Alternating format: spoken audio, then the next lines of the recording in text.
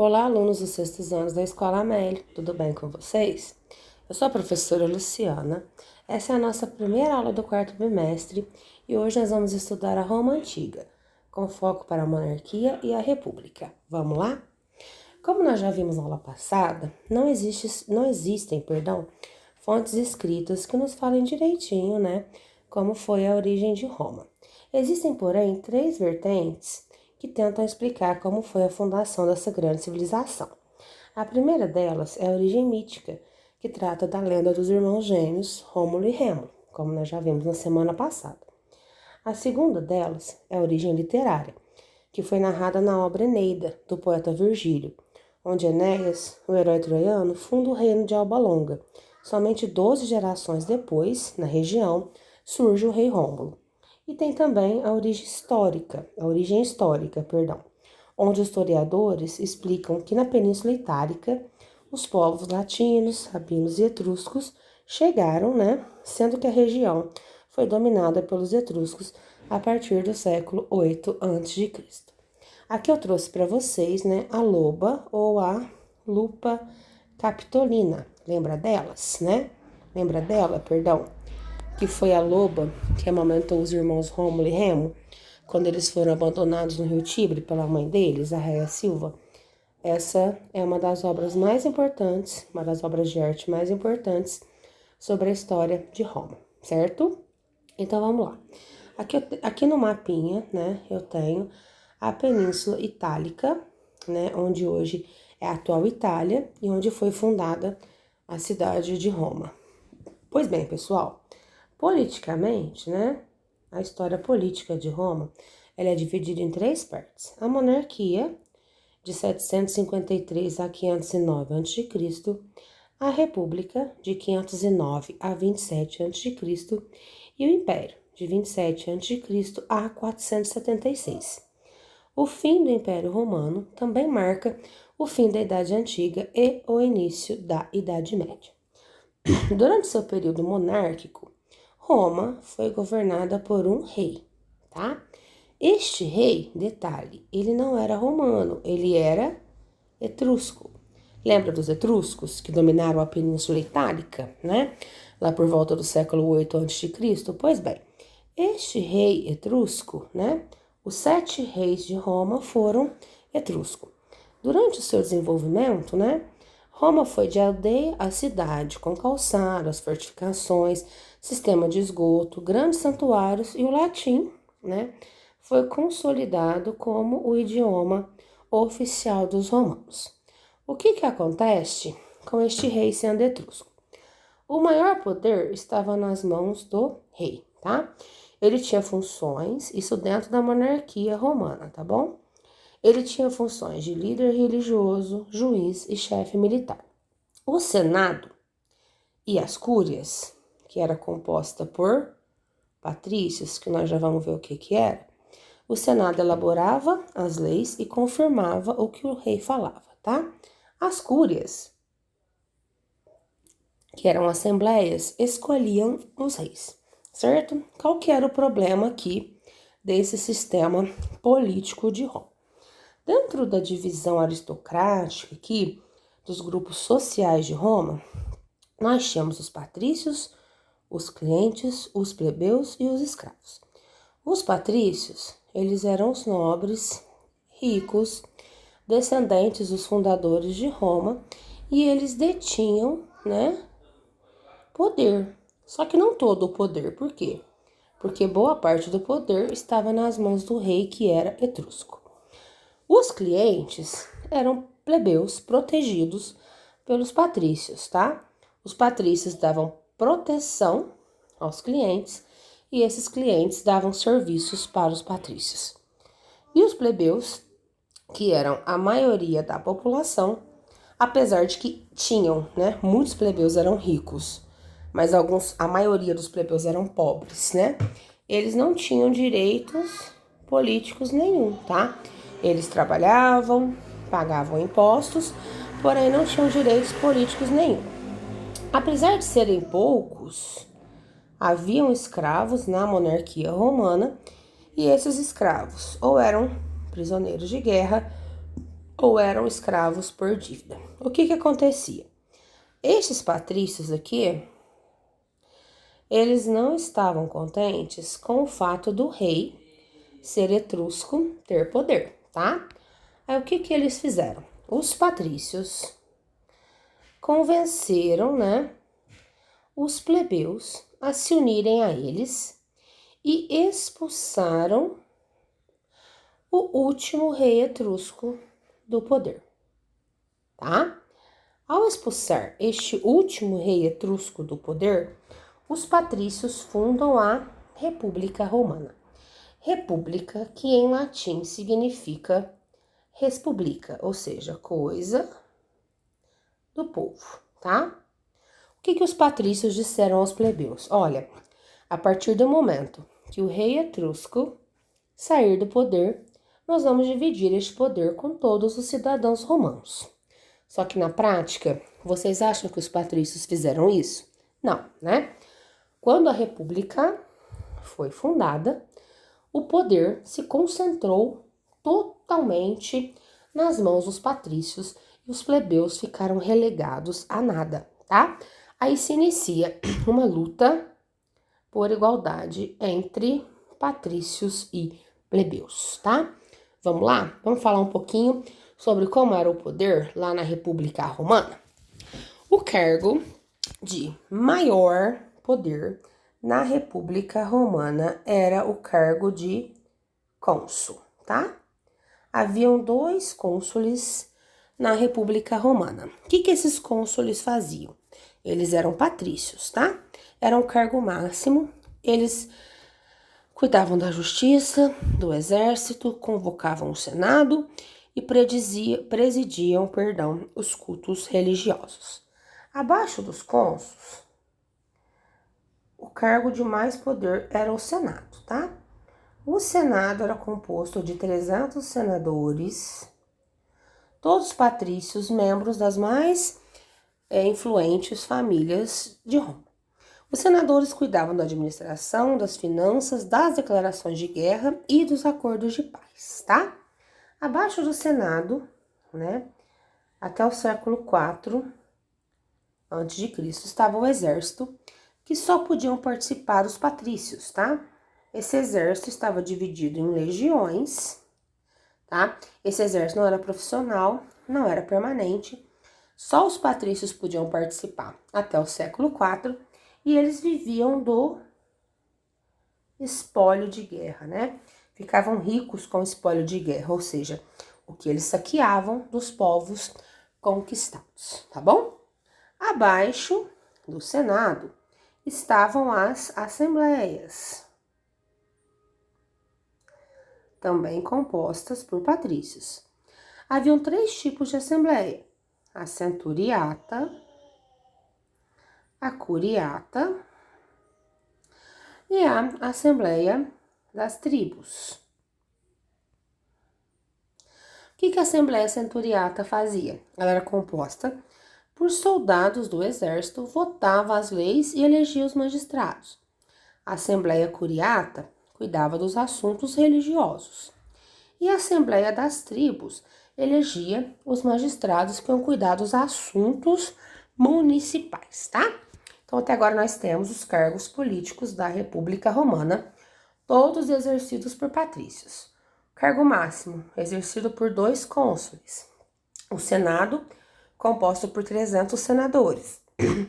O exército, composto por patrícios, que eram divididos em legiões, tá? E 3 assembleias, a curiata, a centuriata e a assembleia das tribos. Depois nós tínhamos os magistrados, tá? Os cargos de magistrado, que são esses aqui, ó. Os pretores, que podiam variar de 1 a 16, que eram responsáveis pela justiça. Os edis, que dirigiam os serviços públicos, que eram 4. Os questores, que cuidavam das finanças, que podiam variar entre 2 e 40. E os censores, que faziam o levantamento do número de habitantes e supervisionavam a conduta dos cidadãos, que eram 2 censores, tá? Então, aqui eu descrevi para vocês como funcionava a política romana, o poder romano, que estava todo nas mãos dos patrícios, que gerava descontentamento e revoltas nos plebeus, ok? Então vamos lá, tá? Na República, né? Roma teve vitórias e teve derrotas, certo? Uma das derrotas que Roma teve foi a invasão dos gauleses em 390 a.C. E as vitórias, né, foi o início da expansão territorial. O que é expansão? É o aumento de território, né? Roma começou, através do seu exército, a conquistar outros povos e a fundar colônias, né, nos mares próximos. Aqui eu trouxe para vocês, né, uma figura retratando, né, um navio romano de conquista, certo? O símbolo maior dessas conquistas romanas, da expansão romana, foram as guerras púnicas, tá? As guerras púnicas foi a guerra de Roma contra a cidade de Cartago. Por que recebeu esse nome? Porque os romanos chamavam os cartagineses de púnico, tá? Onde ficava Cartago? Aqui, ó, no norte da África. Por que Roma entrou em guerra contra os cartagineses? Para dominar aqui, ó, o comércio do mar Mediterrâneo, né? Os cartagineses, né, era uma cidade fenícia que dominavam aqui todo o comércio do mar Mediterrâneo. Foram 3 guerras púnicas que duraram 118 anos. Ao final da terceira guerra púnica, os romanos venceram os cartagineses, dominaram Cartago e todo aqui o comércio do mar Mediterrâneo, que eles passaram a chamar de Mare Nostrum, tá? Essa conquista, né, do mar Mediterrâneo fez com que Roma, já no final da República, dominasse aqui, ó, quase todo o continente europeu, toda a Península Itálica, o que hoje a gente chama de Oriente Médio e o Norte da África. Roma, pessoal, ao chegar na fase do Império, na fase política do Império, como nós vamos ver na próxima aula, foi um dos maiores e mais fortes impérios, né, que a história da humanidade já conheceu, tá? Os patrícios e os plebeus, durante quase toda a história de Roma, sempre tiveram, né, atritos entre si, porque sempre os patrícios abusavam dos plebeus, né, como nós já vimos. O que aconteceu? Lá no início, mais para o meio da República, os plebeus, né, descontentes com aquele fato que eu falei para vocês, deles terem ajudado os romanos a expulsarem os etruscos de lá e não terem a promessa cumprida, né, de terem direitos, os plebeus se retiraram de Roma e, como eles eram a maioria da população, eles ameaçaram fundar outra cidade em um lugar próximo de Roma. Aqui que os patrícios fizeram. Os patrícios não tiveram outra saída, né, a não ser ceder algumas conquistas, alguns direitos para os plebeus, tá? Como, por exemplo, em 494 a.C., os plebeus tiveram o tribuno da plebe, né, que foi o direito de eleger um magistrado para participar lá do Senado, tá? Em 450, as leis passaram a ser escritas, né, através das leis das 12 tábuas. Em 445 a.C., a Lei Canuleia passou a permitir o casamento entre patrícios e plebeus, que não era permitido antes. Porém, os patrícios não iam se casar com um plebeu pobre, né? Eles passaram a se casar com plebeus ricos, é claro. Em 367 a.C., os plebeus conquistam o direito de se candidatar ao cargo de cônsul. Em 326, a principal queixa dos plebeus, ela é sanada, né? Acaba a escravidão por dívidas que eu falei para vocês. Em 286 a.C., as decisões tomadas pela plebe, né, nas suas assembleias, ou seja, os plebiscitos, ganham força de lei, né? Só que essas conquistas da plebe, elas passam a beneficiar mais os plebeus ricos. A grande massa populacional, a grande maioria da população, a vida continua a mesma coisa, tá, pessoal? Continuando aqui, ó. Um dos grandes problemas de Roma, né, e também do Brasil atual, é a questão agrária, né, a questão da reforma agrária. O que é a reforma agrária? Seria você tirar um pouco da terra excedente, da terra não produtiva de quem tem muito, e redistribuir para quem não tem nada. Lá em Roma, o que aconteceu? Durante as guerras, né, a partir do momento que os plebeus, né, passaram a poder ir para as guerras, eles voltavam sem ter plantado nas suas terras, sem ter colheita, né? Então eles acabavam perdendo essas terras, ou viravam escravos do patrício, ou ia para a cidade empobrecido, mas sem terra.